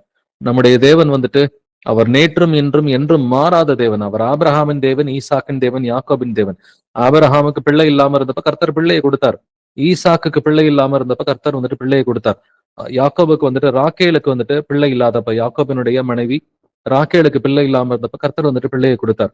அப்படின்னா அவர் நேற்றும் இன்றும் எந்த மாறாத தேவன். கர்ப்பத்தின் கனியை மனம் திரும்பும் பொழுது ஆசீர்வதிக்கிற தேவனா இருக்கிறார். அதே போல நிலத்தின் கனியை அவர் ஆசீர்வதிக்கிறார்.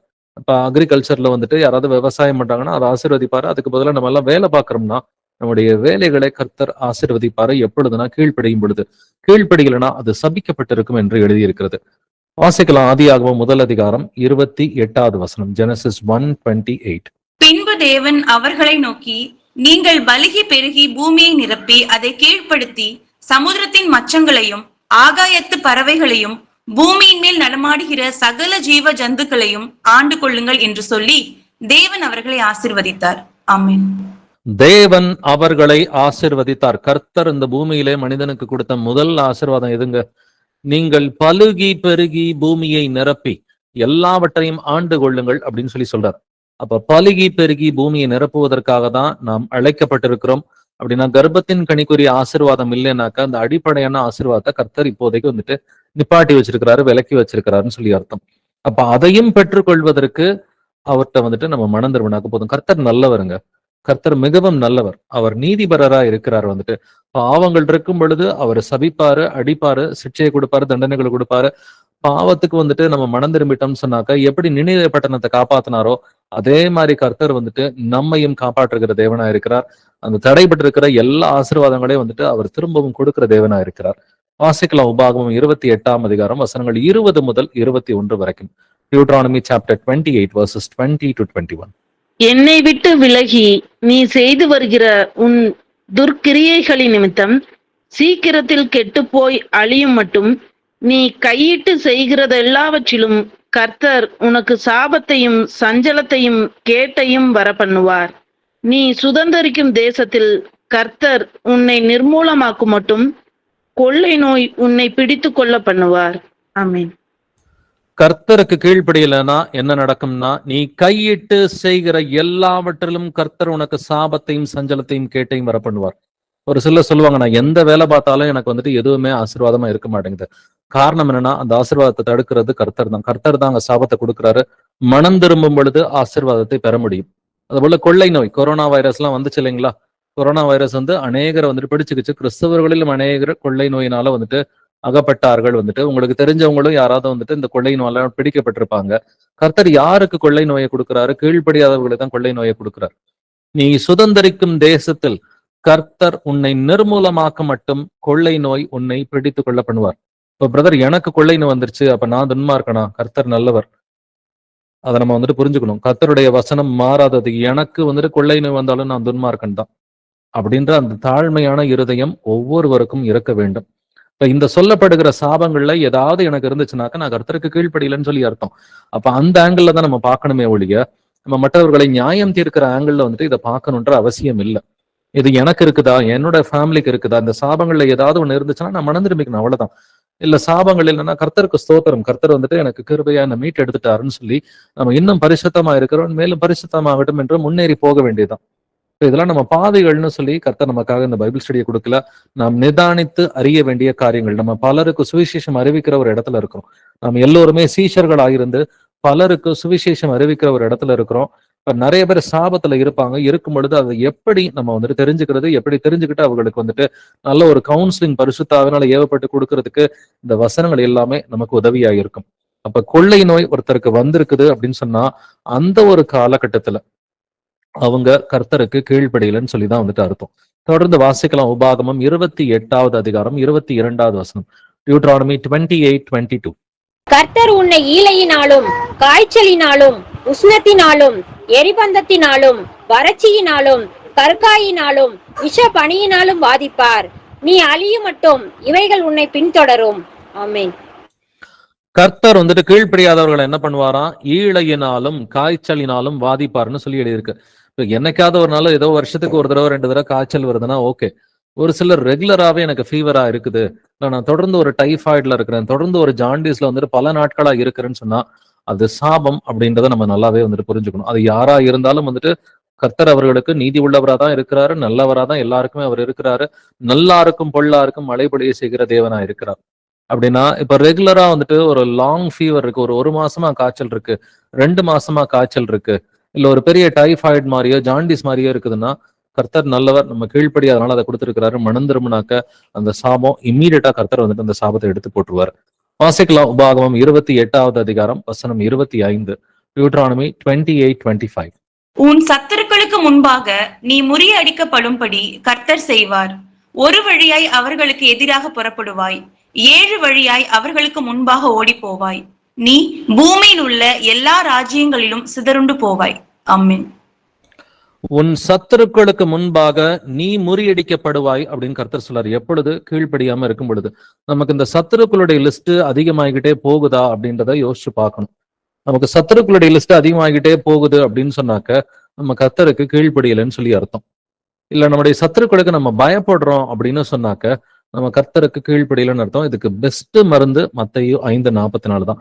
உங்கள் சத்துருக்களை சிநேகியுங்கள், உங்களை சபிக்கிறவர்களை ஆசீர்வதியுங்கள், உங்களை நிந்திக்கிறவர்களுக்காக, உங்களை துன்பப்படுத்துகிறவர்களுக்காக, உங்களை பகைக்கிறவர்களுக்காக ஜெபம் பண்ணுங்கள் அப்படின்னு சொல்லி கர்த்தர் சொல்றார். அப்போ உங்களுடைய சத்துருக்கள் எல்லாம் ஆசீர்வதிங்க. உங்களுடைய கணவன் சத்துருவா இருக்கிறாரா, மனைவி சத்துருவா இருக்கிறாங்களா, நாத்தனாரா, மாமியாரா, மாமனாரா, மச்சானா, இல்ல ஆபீஸ்ல யாரும் இருக்கிறாங்களா, பக்கத்து வீட்டுல யாரும் சண்டை போடுறாங்களா, உங்களோட சத்துருக்களை சிநேகிங்களை சபிக்கிறவர்களா ஆசீர்வதிங்க. நீங்க மத்தவங்களை ஆசீர்வதிச்சீங்கன்னா உங்களுடைய சாபத்தை கர்த்தர் எடுத்து போட்டுருவார். வாசிக்கலாம் உபாகமம் 28:27. டியூட்ரானமி 28:20. நீ குணமாகாதபடி கர்த்தர் உன்னை எகிப்தின் எரிபந்தமான பருக்களினாலும் மூல வியாதியினாலும் சொறியினாலும் சிரங்கினாலும் பாதிப்பார். ஆமென். இப்போ ஒரு சிலருக்கு ஸ்கின் ப்ராப்ளம்லாம் வரும் இல்லைங்களா? அதையுமே கர்த்தர் வந்துட்டு இங்க சாபமா தான் எழுதியிருக்கிறாரு. இப்போ ஒரு சிலருக்கு வந்துட்டு மூல வியாதி வந்துட்டு இருக்கலாம், இல்ல உடம்புல வந்துட்டு பெரிய நிறைய பருக்கள் வந்துட்டு இருக்கலாம், இல்ல சொறி இருக்கலாம், சிரங்கு இருக்கலாம்.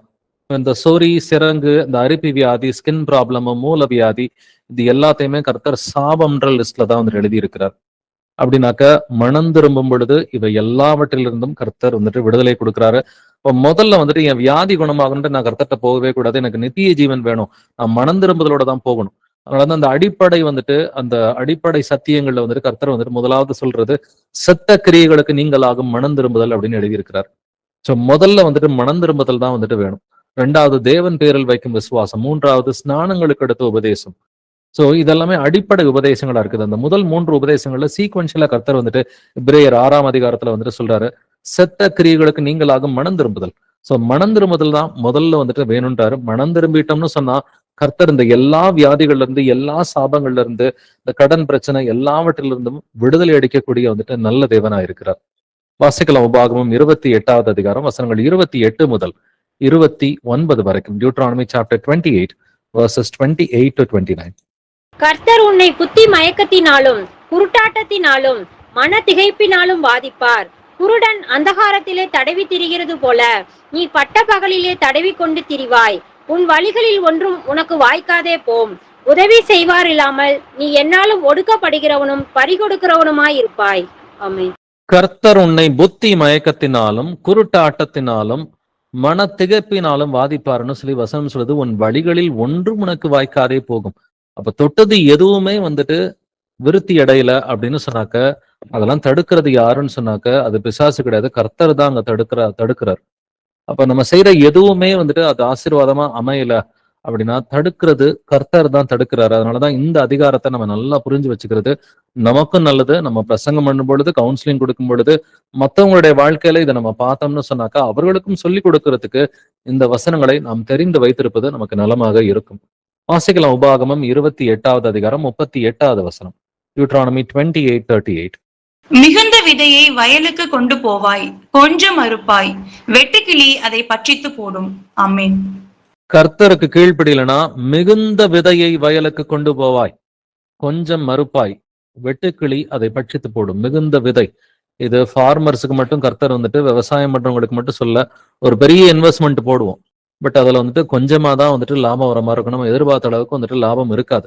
இல்லாட்டினா அந்த இன்வெஸ்ட்மெண்ட் வந்துட்டு நஷ்டமா போற மாதிரி கர்த்தர் வந்துட்டு அவர் வந்துட்டு அந்த சாபத்தை வந்துட்டு கொண்டு வருவார். இது கீழ்ப்படியாதவர்களுக்கு இன்ஃபேக்ட் 14 வசனங்கள் தாங்க வந்துட்டு ஆசீர்வாதங்கள், மீதி 54 வசனங்கள் சாப வசனங்களா இருக்குது. என்னடா இந்த பிரதர் வந்துட்டு நிறைய சாப வசனங்கள் எடுத்து பேசுறாருன்னு நினைக்க வேண்டாம்.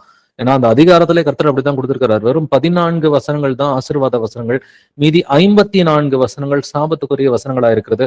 சாபத்துக்குரிய வசனங்களை நம்ம எதனால தெரிஞ்சுக்கிறோம்னு சொன்னா அதிலிருந்து நாம் விலகி இருக்க வேண்டும் இல்லைங்களா? நம்ம நல்லது கெட்டது ரெண்டையும் தெரிஞ்சுக்கிட்டாதான் கர்த்தர் சொல்றாரு, நல்லதையும் கெட்டதையும் உன் முன்னாடி வைக்கிறேன், நீ நன்மையை தெரிந்து கொள் என்று வேதம் நமக்கு சொல்லி கொடுக்கிறது. நீ தீமையை விட்டு விலகி நன்மையை பற்றிக்கொள் அப்படின்னு சொல்லி எழுதியிருக்கிறது போல நன்மை செய்பவர்களுக்கு ஆசீர்வாதமும் தீமை செய்பவர்களுக்கு சாபங்களும் ஆட்டோமேட்டிக்கா வரும். அந்த லிஸ்ட்டை தான் நம்ம இப்ப வாசிச்சுட்டு இருக்கிறோம். வாசிக்கலாம் உபாகமம் 28வது அதிகாரம் வசனங்கள் 43 முதல் 44 வரைக்கும். Deuteronomy chapter 28 verses 43 to 44. உன் நடுவில் இருக்கிற அந்நியன் உனக்கு மேற்பட்டு மேன்மேலும் உயர்ந்திருப்பான். நீ மிகவும் தாழ்த்தப்பட்டு போவாய். அவன் உன்னிடத்தில் கடன்படான், நீ அவனிடத்தில் கடன்படுவாய். அவன் தலையாயிருப்பான், நீ வாளாயிருப்பாய். ஆமென். நீ வாளாய் இருக்காமல் நீ தலையாய் இருப்பாய்ன்னு சொல்லி கர்த்தர் சொன்னார் இல்லைங்களா? இங்க ரிவர்ஸ் பண்றார். உன் நடுவில் இருக்கிற அந்நியன் உனக்கு மேற்பட்டு மென்மேலும் உயர்ந்திருப்பான். கர்த்தரை அறியாத அந்நியர்கள் எல்லாம் நமக்கு மேல வந்துட்டு இருப்பாங்க இந்த உலகத்துக்குரிய விஷயத்துல. நீ மிகவும் தாழ்த்தப்பட்டு இருப்பாய். அவன் உன்னிடத்தில் கடன்படான், நீ அவனிடத்தில் கடன்படுவாய். அப்ப அந்நியர்கள்ட்ட போய் நம்ம கடன் வாங்குற நிலைமை வந்துச்சுன்னா அது பெரிய சாபம் வந்துட்டு. அவன் தலையாய் இருப்பான், நீ வாளாய் இருப்பாய். அப்போ ஒரு நல்ல ஒரு உண்மை கிறிஸ்தவன்ட்ட கடன் வாங்கினா கூட அவனாவது நம்மளை மன்னிச்சு விடுறதுக்கு ஒரு வாய்ப்புகள் வந்துட்டு இருக்குது. உண்மை கிறிஸ்தவன்ட்ட கடன் வாங்காம வந்துட்டு ஒரு அந்நியன்ட்ட போய், ஒரு வட்டிக்கு விடுறவன்ட்ட போய் நம்ம வந்துட்டு கடன் வாங்கிட்டோம்னு சொன்னாக்கா அதோட வந்துட்டு நிறைய பேரோட வாழ்க்கையே வந்துட்டு பினான்சியலி முடிஞ்சு போயிடும். இப்போ ஒரு 3 வட்டிக்கு கடன் வாங்குறது, 5 வட்டிக்கு கடன் வாங்குறது, 10 வட்டிக்கு கடன் வாங்குறது, இதெல்லாம் கர்த்தர் வெறுக்கிற காரியமா இருக்குது. இது கர்த்தர் கொடுக்கிற சாபமா இருக்கிறது முதலாவது. அப்படின்னா கடன் படக்கூடாது அப்படின்றத வந்துட்டு நம்ம உறுதியாக வந்துட்டு இருக்க வேண்டும். நான் எந்த ஒரு விஷயத்திலையும் கடன் படக்கூடாது, அன்புன்ற ஒரு காரியத்தை தவிர எதுலையும் கடன் படாதிருங்கள் என்று வேதம் நமக்கு சொல்லிக் கொடுக்கிறது. அப்ப நாம வந்துட்டு கடன் படாம இருக்கணும்னாக்க கர்த்தர் நமக்கு கொடுத்திருக்கிற கட்டளைகளை வலதுபுறம் இடதுபுறம் சாயாமல் அப்படியே நம் கீழ்ப்படுகிறவர்களா இருக்க வேண்டும். பட் எதனால இந்த சாபங்கள் எல்லாம் கர்த்தர் கொடுக்கிறாரு? இந்த ரீசனையும் கர்த்தர் சொல்றாரு. உபாகமம் 28ஆம் அதிகாரம் வசனங்கள் 47 முதல் 48 வரைக்கும். Deuteronomy chapter 28 verses 47 to 48. சகலமும் பரிபூர்ணமாய் இருக்கையில் நீ மனமகிழ்ச்சியோடும் களிப்போடும் உன் தேவனாய கர்த்தரை சேவியாமற் போனது நிமித்தம் சகலமும் குறைவுபட்டு பட்டினியோடும் தாகத்தோடும் நிர்வாணத்தோடும் கர்த்தர் உனக்கு விரோதமாய் அனுப்பும் சத்துருக்களை சேவிப்பாய். அவர்கள் உன்னை அழித்து தீரும் மட்டும் இருப்பு நுகத்தடியை உன் கழுத்தின் மேல் போடுவார்கள். ஆமென். சகலமும் பரிபூரணமா இருக்கையில் நீ எனக்கு கீழ்ப்படியல இல்லையா அப்படின்ற கேள்வியை தான் கர்த்தர் கேட்கிறார். நீ நல்லா இருந்த காலத்துல எனக்கு கீழ்ப்படியல இல்லையா, அதனாலதான் உனக்கு இப்ப நீ குறைவுபட்டு இருக்கிற அப்படின்றதையும் கர்த்தர் சொல்றாரு. சகலமும் பரிபூரணமா இருக்கையில் நீ மனமகிழ்ச்சியோடும் களிப்போடும் உன் தேவனாகிய கர்த்தரை சேவியாமற் போனது நிமித்தம். எப்படிங்க கீழ்ப்படியணும்? மனமகிழ்ச்சியோடும் களிப்போடும் சந்தோஷமா கீழ்ப்படின்னு கர்த்தர் சொல்றாரு. அதனாலதான் புதிய ஏற்பாட்டுல சொல்றாரு, व्यसனமாயும் அல்ல கட்டாயமாயும் அல்ல, அவனவன் தன் தன் மனதில் நியமத்தபடியே வந்துட்டு உற்சாகமாய் கொடுக்கணும்னு கர்த்தர் சொல்றார். அப்ப கர்த்தருக்கு நீங்க எதை கொடுத்தாலும் உற்சாகமா கொடுங்க. இப்ப நம்ம கேதரிங்க்கு சமைக்கிறோமா, உற்சாகமா சமைச்சிட்டு வாங்க. இல்ல நம்ம ஏதாவது வந்துட்டு ஒரு ஏழைகளுக்கு செய்யறோமா, அதை வந்துட்டு உற்சாகமா வந்துட்டு செய்யணும். நம்ம வீட்டுக்கு வர ஒரு சகோதரனுக்கு ஒரு காஃபி டீ போட்டு தரமா, உற்சாகமா செய்யணும். வீட்டுல நம்ம சமைக்கிறோமா, உற்சாகமா செய்யுங்க. வெளியில வேலைக்கு போறீங்களா, உற்சாகமா செய்யுங்க. கர்த்தருக்கு கீழ்ப்படிந்த மனமகிழ்ச்சியோடும் களிப்போடும் வந்துட்டு உற்சாகமாய் கர்த்தரை வந்துட்டு நம்ம சேவிக்கணும். இந்த பூமியில கொடுத்திருக்கிற இந்த கடமைகள் உள்பட இது கர்த்தர் நமக்கு கொடுத்திருக்கிற கடமைகளா இருக்குது. அது வெளியில போய் வேலை பார்க்கறதா இருக்கலாம், இல்ல வீட்டுல வந்துட்டு பிள்ளைகளை கவனிக்கிற ஒரு விஷயமா இருக்கலாம், சமையல் செய்யற ஒரு காரியமா இருக்கலாம், பிள்ளைகளுக்கு பைபிள் சொல்லி கொடுக்கிற காரியமா இருக்கலாம். இது எல்லாமே கர்த்தர் நமக்கு கொடுக்கிற கடமையா இருக்கிறது. சகலமும் பரிபூரணமா இருக்கையில மனமகிழ்ச்சியோட களிப்போட கர்த்தருக்கு கீழ்ப்படியணும். அப்படி இல்லைன்னா சகலமும் குறைவுபடும்னு சொல்லி கர்த்தர் வந்துட்டு ஒரு எச்சரிப்பை வந்துட்டு கொடுக்கிறார். வாசிக்கலாம். உபாகமம் 28ஆம் அதிகாரம் வசனங்கள் 58 முதல் 60 வரைக்கும். Deuteronomy chapter 28 verses 58 to 60.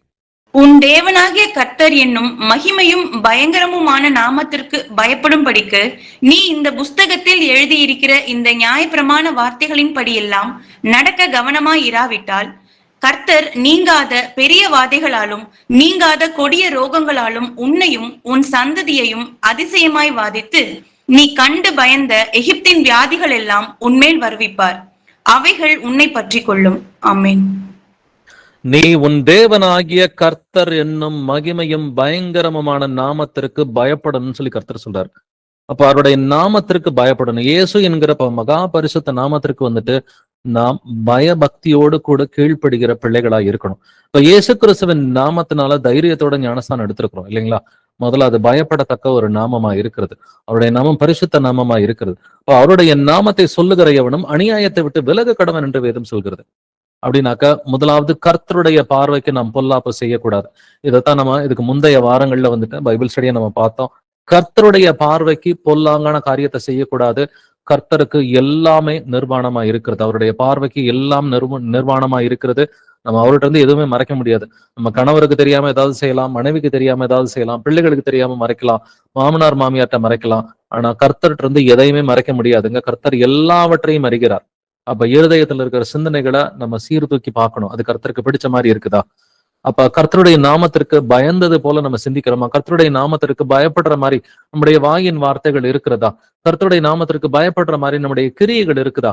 அப்படின்றத நம்மை நாமே நிதானித்து பார்ப்போம். இன்கேஸ் இதுல சொல்லப்பட்டதெல்லாம் வந்துட்டு நம்ம செய்யலைனாக்க கர்த்தர் ஃபைனலாவும் ஒரு எச்சரிப்பு கொடுக்கிறார். உபாகமம் 28ஆம் அதிகாரம் 61வது வசனம் வாசிக்கலாம். டியூட்ரானமி 28:61.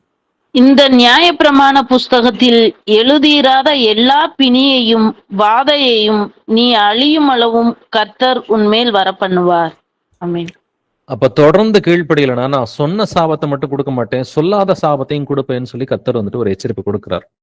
அப்ப அவருக்கு கீழ்ப்படுகிற பிள்ளைகளுக்கு கலாத்தியர் 3:13 சொல்றது போல மரத்திலே தூக்கப்பட்ட எவனும் சபிக்கப்பட்டவன் என்று எழுதியிருக்கிறபடி கிறிஸ்து நமக்காக சாபமாகி நியாயப்பிரமாணத்தின் சாபத்திற்கு நம்மை நீங்களாக்கி மீட்டுக் கொண்டார்.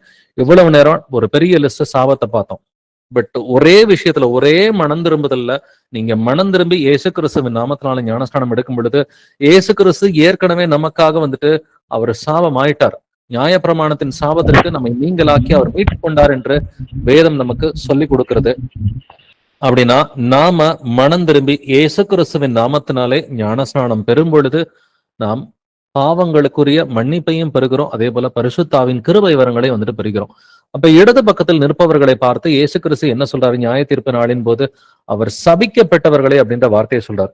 அப்ப ஆசீர்வதிக்கப்பட்டவர்களே அப்படின்ற அந்த பெயரை வந்துட்டு யாரெல்லாம் எடுக்கிறாங்கன்னு பாத்தீங்கன்னா, இயேசு கிறிஸ்துவின் நாமத்தினால ஞானஸ்நானம் பெற்று ஆவியின் கனியில வளருகிற பிள்ளைகள் முதலாவது மனம் திரும்ப வேண்டும்.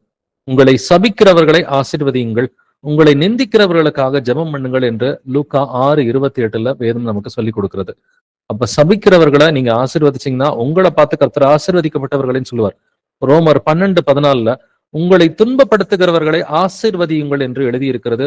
ஆசீர்வதிக்க வேண்டியதை அன்றி சபியாதிருங்கள் என்றும் எழுதியிருக்கிறது. அப்ப எல்லாத்துக்கும் நாக்கு தான் காரணம் இல்லைங்களா? யாக்கோபு 3 நீங்க வாசிச்சு பாத்தீங்கன்னா அதுல நாக்க பத்தி தான் கர்த்தர் வந்துட்டு பேசி இருக்கிறாரு. நீங்க யாரையுமே சபிக்காதீங்க, நீங்க இதே நாக்குல தான் கர்த்தரை துதிக்கிறீங்க, இதே நாக்குல தான் ஒரு சிலரை சபிக்கிறீங்க. துதித்தலும் சபித்தலும் ஒரே நாக்குல இருந்து வரக்கூடாது, இல்லாட்டினா உங்க ஜெபத்தை கர்த்தர் கேட்க மாட்டாருன்னு எழுதியிருக்குது. வாசிக்கலாம் யாக்கோபு 3 வசனங்கள் 8 முதல் 10 வசனங்கள். James chapter 3 verses 8 to 10. நாவை அடக்க ஒரு மனுஷனாலும் கூடாது, அது அடங்காத பொல்லாங்குள்ளதும் சாவுக்கேதுவான விஷம் நிறைந்ததுமாய் இருக்கிறது.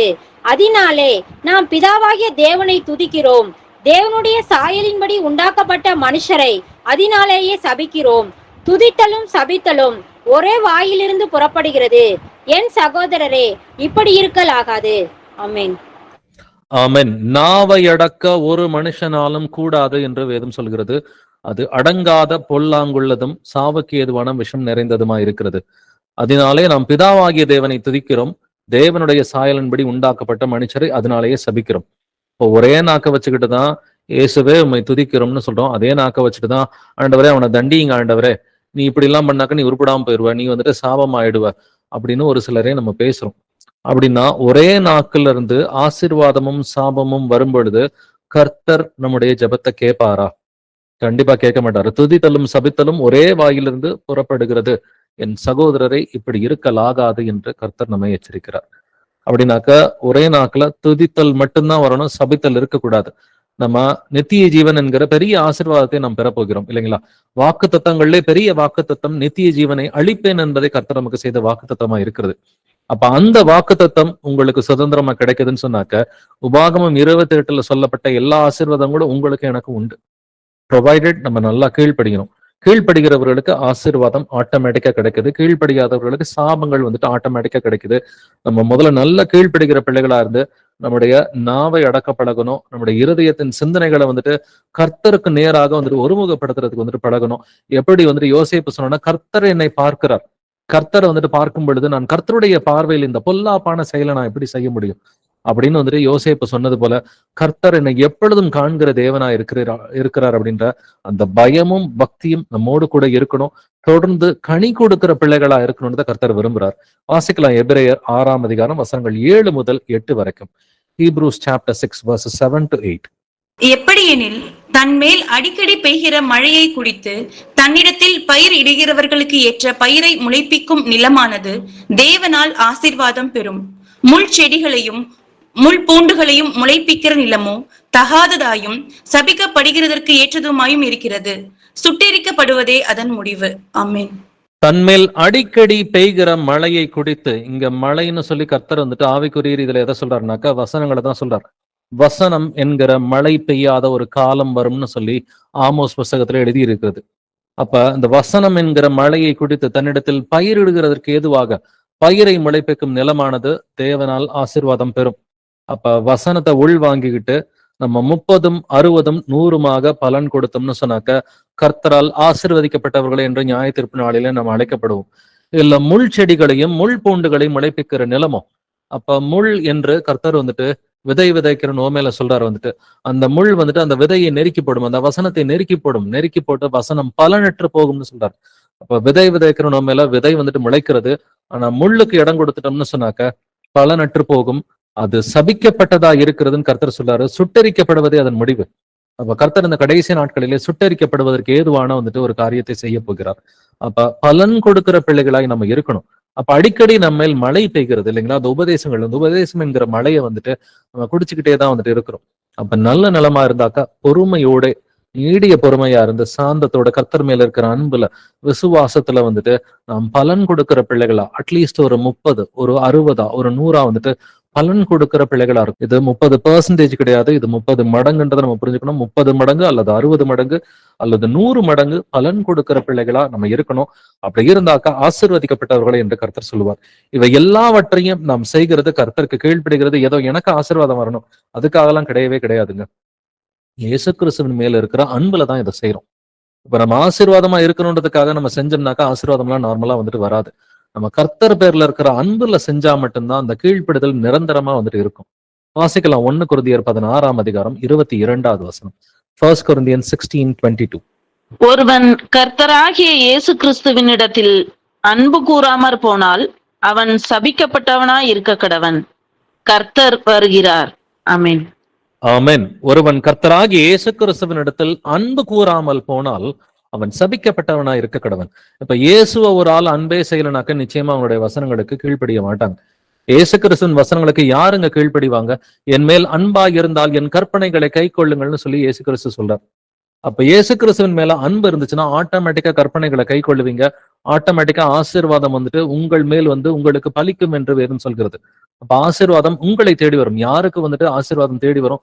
இயேசு கிறிஸ்துவின் மேல வந்துட்டு முழு அன்போட இருக்கிற பிள்ளைகள் அவருக்கு அன்பு செஞ்சு கீழ்ப்படிவாங்க. பயத்தினால கீழ்ப்படிதல் அது ரொம்ப நாள் நிலைக்கவே நிலைக்காது.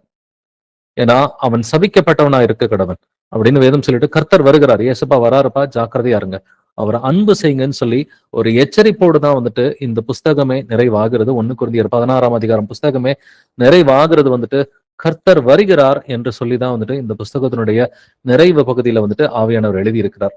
நம்மளுமே முடிவு காலத்துலதான் வந்துட்டு நம்மளும் குடி இருக்கிறோம் இல்லைங்களா? முடிவு காலத்துல நம்ம வந்துட்டு இந்த பூமியில வந்துட்டு இருக்கிற பிள்ளைகளா இருக்கிறதுனால இயேசு கிறிஸ்துவின் மேல இருக்கிற அன்புல தாங்க நம்மளால கீழ்ப்படிய முடியும். பயத்தினால கீழ்ப்படுகிறது வந்துட்டு அது நிலைக்காத. இயேசு கிறிஸ்துவின் மேல இருக்கிற அன்புல கீழ்ப்படியும் பொழுது அது முடிவு பரியந்தம் அந்த கீழ்ப்படுதல் நிலைத்திருக்கிறதுக்கு ஆவியானவர் நமக்கு கிருபை பாராட்டுவார். ஏன்னா ஆரம்பத்துல வந்துட்டு விசுவாசத்தின் மூலமா தான் நமக்கு கிரியையெல்லாம் வந்துட்டு நடக்குது. பட் இந்த விசுவாசத்தின் மூலமா அன்பு பிறக்குதுன்னு சொல்லி வேதம் சொல்லுது. 1 தீமோத்தேயு 1:5 நல்ல மனசாட்சியோடு இருக்கும் பொழுது, சுத்தமான இருதயத்தோடு இருக்கும் பொழுது, மாயமற்ற விசுவாசத்தோடு இருக்கும் பொழுது அன்பு பிறக்கும் என்று வேதம் சொல்கிறது. பட் இந்த அன்பையும் விசுவாசத்தையும் கம்பேர் பண்ணா அன்பே பெரியது என்று 1 கொரிந்தியர் 13:13 சொல்லுது. வசனத்தின் மூலமா விசுவாசம் வருகிறது, விசுவாசத்தின் மூலமா அன்பு பிறக்கிறது. அப்ப அந்த ஹையர் லெவல் போய்கிட்டே இருக்கணும். அன்பு தான் அல்டிமேட்டான ஒரு லெவலா இருக்கு. அப்ப இயேசு கிறிஸ்துவின் எல்லா வசனங்களுக்கும் நான் கீழ்ப்படியணும்னு சொன்னாக்க முதலாவது நான் அன்பு செய்ய வேண்டும். இயேசு கிறிஸ்துவை அன்பு செய்ய வேண்டும். இயேசுவை நீங்க அன்பு செஞ்சீங்கன்னா ஆட்டோமேட்டிக்கா அந்த அன்பு டிரான்ஸ்பர் ஆகி சகோதர சகோதரிகள் மேல வரும், சத்துருக்கள் மேல கூட வந்துட்டு வரும். அப்ப இயேசுவை அன்பு செய்யறதுதான் அடிப்படையான ஒரு காரியம். அன்பு செய்யலைன்னா அவன் சபிக்கப்பட்டவனா இருக்க கடவன் என்று வேதம் சொல்கிறது. கர்த்தர் சீக்கிரமாய் வருகிறார். அப்ப இயேசு கிறிஸ்துவின் வருகை சமீபமா இருக்கிற இந்த வேளையில வந்துட்டு ஆசீர்வாதங்களை பத்தியும் சாபங்களை பத்தியும் பார்த்தோம். கீழ்ப்படுகிறவர்களுக்கு ஆசீர்வாதம் ஆட்டோமேட்டிக்கா வருது, கீழ்ப்படியாதவர்களுக்கு சாபங்கள் வந்துட்டு ஆட்டோமேட்டிக்கா வருது. அப்ப ஆசீர்வாதம் என்பது இந்த வீட்டுல கிடையாது, இந்த மோதிரத்துல கிடையாது, இல்ல வந்துட்டு இந்த ஊருக்கு போனதுனால கிடையாது, இல்ல இந்த நபரை சந்திச்ச பிறகு கிடையாது, ஒரு இடத்துல கிடையாது, ஒரு டைரக்ஷன்ல வீடு கட்டுறதுல கிடையாது, ஒரு நல்ல நேரம் கெட்ட நேரத்துல கிடையாது, ஒரு பர்டிகுலர் கலர்லயோ ஒரு ஜெம்லயோ கிடையாது. அப்ப நமக்கு ஆசீர்வாதம் என்பது இயேசு கிறிஸ்துவின் வசனங்களுக்கு தாழ்மையோடு அன்போடு நாம் கீழ்ப்படுகிற பொழுது இந்த ஆசீர்வாதங்கள் எல்லாம் வந்து அது உனக்கு பலிக்கும் என்று நம்ம உபாகமம் 28 வந்துட்டு முதல் 2 வசனங்கள்ல வாசிச்சோம். அந்த ஆசீர்வாதங்கள் எல்லாம் உன்மேல் வந்து உனக்கு பலிக்கும் என்று எழுதியிருக்கிறபடி இங்கே சொல்லப்பட்டிருக்கிற எல்லா ஆசீர்வாதங்களும் உங்கள் மேல் வந்து உங்களுக்கு பலிக்கட்டும். நம்ம எல்லோருமே மனம் திரும்பி ஒரு ஜெபத்தோட இந்த ஒரு பைபிள் ஸ்டடியை நிறைவு செய்யலாம். எங்கள் கர்த்தராகிய இயேசு கிறிஸ்துவே, எங்களை தந்தையே, மை போற்றுகிறோம், மை புகழுகிறோம், மை வாழ்த்தி வணங்கி மை ஆராதிக்கிறோம், துதிக்கிறோம், உமக்கு நன்றி செலுத்துகிறோம், உமக்கு ஸ்தோத்திரம் செலுத்துகிறோம். ஆண்டவரே, எங்கள் கர்த்தராகிய இயேசுவே, நீர் நல்லவர், வல்லவர், பரிசுத்தர், தூயவர், நீர் இரக்கமுள்ளவர், நீர் சாந்தம் உள்ளவர், நீர் நீதி உள்ளவர், துதியும் கணமும் மகிமையும் வல்லமையும் என்றென்றும் உடையதே. ஏசப்பா ஆண்டவரே, நீங்க உபாகமம் 11 26 முதல் 28 வசனங்களை சொல்றது போல இன்று நான் உங்களுக்கு முன்பாக ஆசீர்வாதத்தையும் சாபத்தையும் வைக்கிறேன் என்று ஏசப்பா எங்களுக்கு நீங்க 2 காரியத்தை நீங்க சொல்லிக் கொடுத்தீங்க ஆண்டவரே. இன்று நான் உங்களுக்கு கற்பிக்கிற உங்கள் தேவனாகிய கர்த்தரின் கற்பனைகளுக்கு கீழ்ப்படிந்தீர்களானால் உங்களுக்கு ஆசீர்வாதம் வரும் என்று சொல்லியிருக்கிறீங்க. கீழ்ப்படியலைனாக்க சாபம் வரும் என்று ஏசப்பா நீங்க ஆசீர்வாதமும் சாபங்களும் ஆட்டோமேட்டிக்ன்றதை நீங்க சொல்லி கொடுத்திருக்கிறீங்க. இதை அறியாத பழைய நாட்களிலே வந்துட்டு ஆசீர்வாதத்தை நோக்கி ஓடின நாட்கள் உண்டு ஆண்டவரே. இந்த சபைக்கு போன ஆசீர்வாதம், இந்த பிரதர்ட்ட போன ஆசீர்வாதம், இந்த பாஸ்டர்ட்ட போனாக்கா ஆசீர்வாதம் இருக்குன்னு சொல்லி எவ்வளவோ ஆண்டவரே நபர்களிடம் ஆசீர்வாதத்தை தேடிய நாட்களுக்காக நீங்க எங்களை முதலாவது வந்துட்டு மன்னிங்க ஆண்டவரே.